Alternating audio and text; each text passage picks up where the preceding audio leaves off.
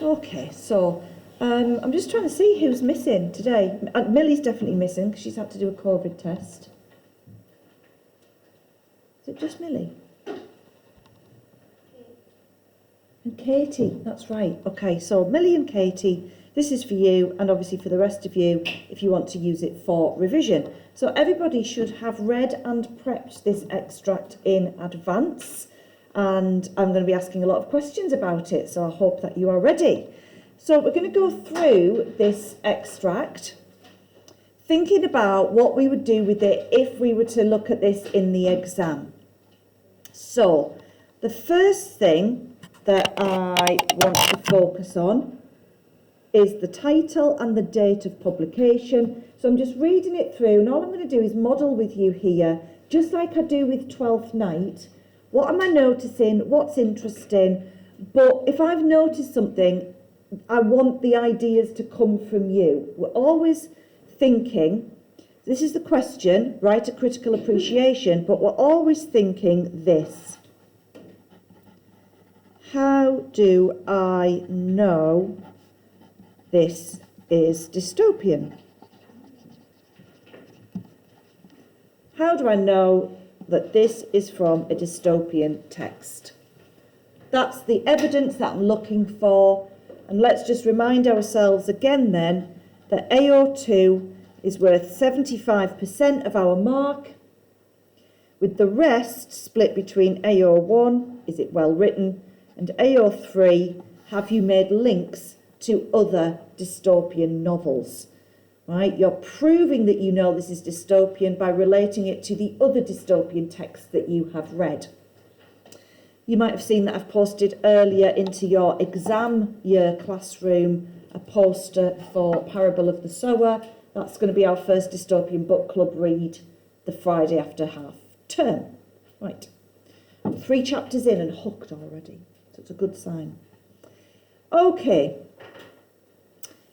It tells me that this is actually a utopian novel from 1915, so I'm not likely to get this in the exam. Again, I'm using this one to show you how the genre developed over time. The book describes an isolated society composed entirely of women who reproduce via parthenogenesis. The result is an ideal social order, free of war, conflict and domination. Okay, interesting then, interesting. And look, written in 1915. So a very early feminist text, and that's compounded by the use of that pronoun her, Herland. So many, all of history and geography is pretty much labelled and determined by masculine pronouns, isn't it? Do you mind telling what you intend to do with us? Terry burst forth one day. Sorry, I just always find the use of the name Terry quite amusing in this. Facing the calm and friendly Maudine with that funny half-blustering air of his. At first, he used to storm and flourish quite a good deal, but nothing seemed to amuse them more. They would gather around and watch him as if it was an exhibition, politely, but with evident interest. So he learned to check himself and was almost reasonable in his bearing, but not quite. Okay, so one of the things that I'm seeing here is that whoever these people are, they are unsure of their situation.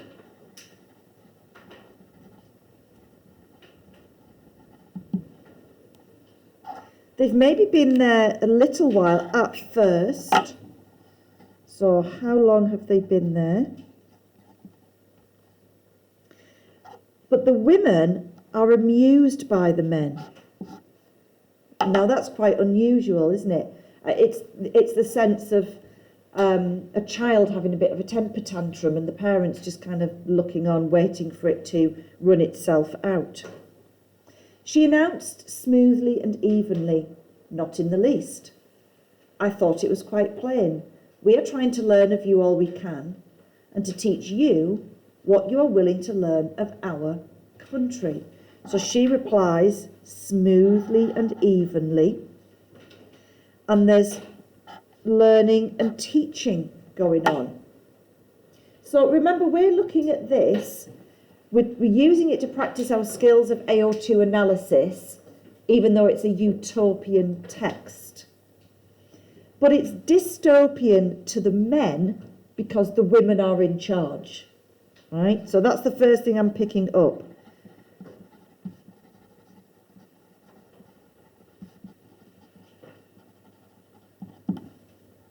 Is that all? He insisted. She smiled a quiet, enigmatic smile. What does that word enigmatic mean? You were asked to look it up. Yeah, the Mona Lisa has an enigmatic smile.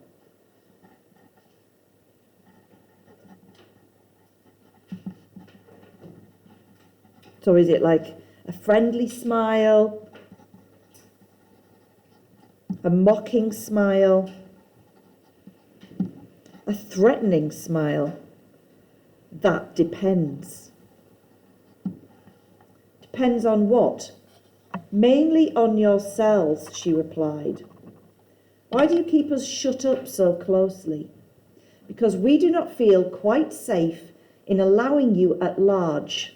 What, do you know what at large means? It just means out. Where there are so many young women. Right, now, again, that's quite typically dystopian. Women feeling unsafe around a group of men.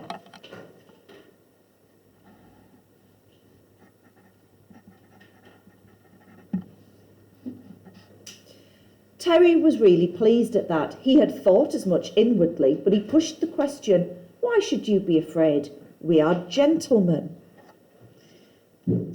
Sarah Lily, given that it's 1915, when he says we are gentlemen, what's he referring to there? Say again? Yes, lovely. A sense of decency. What else? What else does... Genevieve's up and rest this lesson because they're all getting too lazy. Hannah, dark-haired Hannah, 70s Hannah. What else does that term gentleman imply? Yep, that they're respectful. Anything else? There's another thing, Mimi, that it might allude to. We are gentlemen. They're respectful. Exactly, yeah, but they're... Go on, Alfreda. It's that, yeah, it's to do with their class. We're gentlemen. We don't act like those plebs, those plebeians.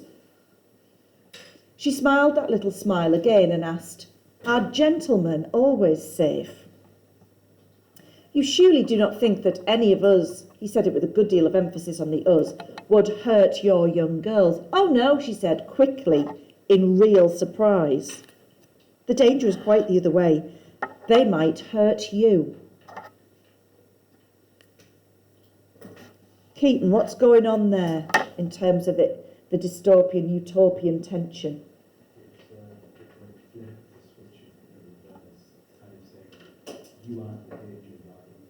Yeah, lovely. So again, who is this dystopian, a dystopian world for? And it's all about the male loss of power, isn't it? Sorry, just move that over so you can see.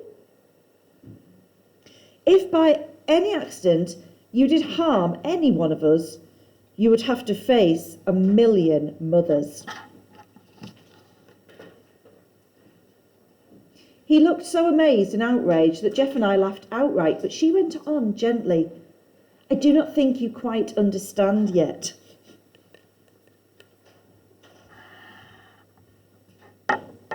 So, in a world where men dominate, it's for them to understand and for everybody else to not understand. So again, it's that role reversal, isn't it? Linked to education and understanding.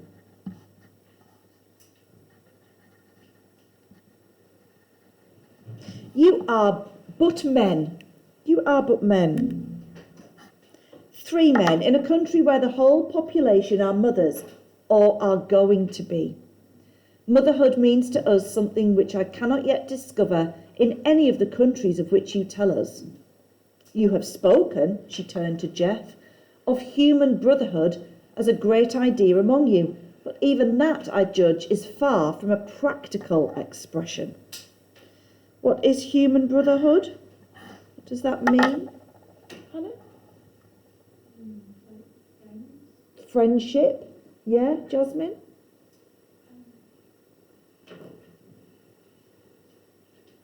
Human brotherhood. Dan? As all people. Yeah, kind of. Lucy?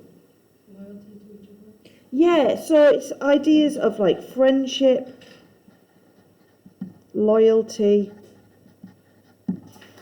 Jeff nodded rather sadly. Very far, he said.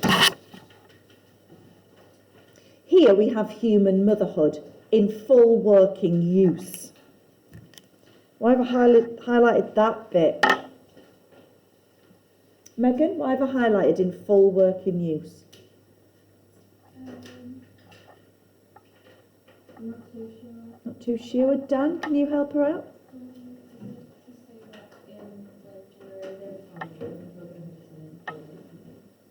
Sorry, I just couldn't hear that last bit. It is, yeah, so it emphasises that here the motherhood is. There's a little bit more I'm looking for. Mimi? And just to go with what Jan says, it's like that they're much more efficient civilization because the men have simply got the idea of the motherhood and the women have got their motherhood in full work and use it in Swedes. It's happening. Yeah, it's that word working that I'm really interested in there. It's the practicality of it and the kind of action of it. Motherhood is often seen as something quite passive and quiet and benign, and here it's human motherhood in full working use. Practical and active. Nothing else except the literal sisterhood of our origin and the far higher and deeper union of our social growth. The children in this country are the one centre and focus of all our thoughts. Every step of our advance is always considered in its effect on them, on the race.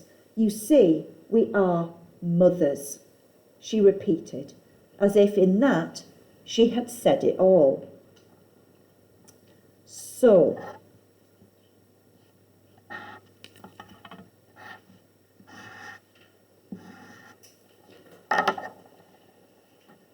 that is actually a very utopian ideal, isn't it?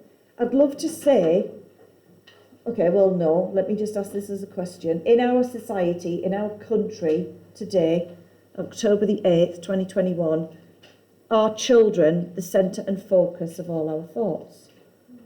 Why not? What evidence is there that they're not? Mimi? You're here at work instead of being with your children. Sorry for attacking you like that. No. I'm here instead of being with my children. His dad's with him. So we flipped that. His dad does a much better job. So, yeah, so am I putting words in your mouth to say that we don't have a society that supports either parent being able to fully... basically, why is Eddie at home and not me? Because I earn money and he doesn't. Right? And I earned, when he went on this long extension, I earned more than him. It would have been the other way around otherwise. What other evidence is there that children are actually not the centre of our focus? Go on. Well, in America... Just this country. Just this country. Come on, think about what's just been in the news this week. Lucy? I was going to say, like, none of like the older generations are really that bothered about where, like, how they're going to leave the world to the children. Right. So you might even just look at it from like an environmental point of view, from a green point of view. I think that's a very good point, Lucy. Anything else? Dan? Not everyone wants to have kids. Right, go on. So if not all mothers want, or all women want to have kids, then it's not their main priority in life, and it's not their focus. That's true, yes. Oh my God. Oh my God. Hang on, my feet are tangled. It's like in a dream where I'm running and I trip over my own feet. Oh my God. That scared me so much. Nothing to see here. I'm watching this back. You don't know what's just happened. Yeah, I'm recording it. I caught the lever on my chair and I sank down to the floor. Oh God, that gave me quite the turn. Probably the biggest thrill I'm going to get all weekend. Do any children live in poverty in our country? How many?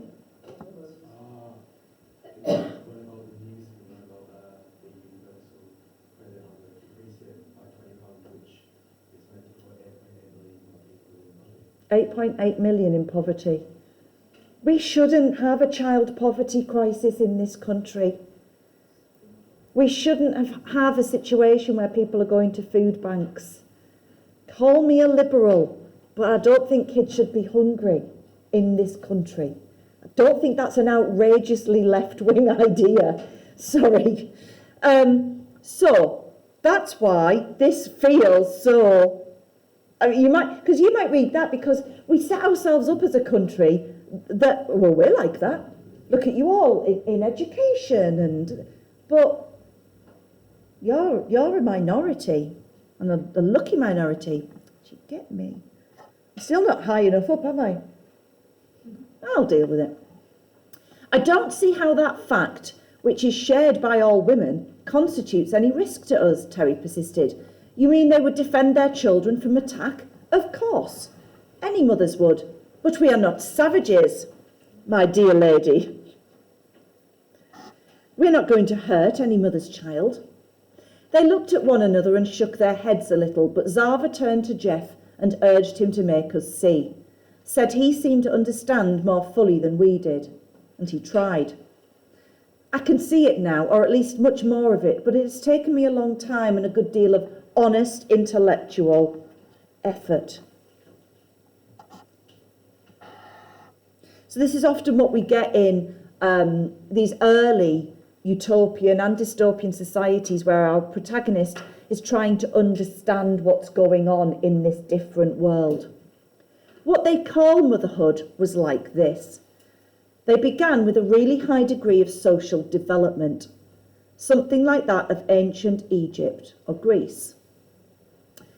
Then they suffered the loss of everything masculine and supposed at first that all human power and safety had gone too. Then they developed this virgin birth capacity. Then, since the prosperity of their children depended on it, the fullest and subtlest coordination began to be practiced.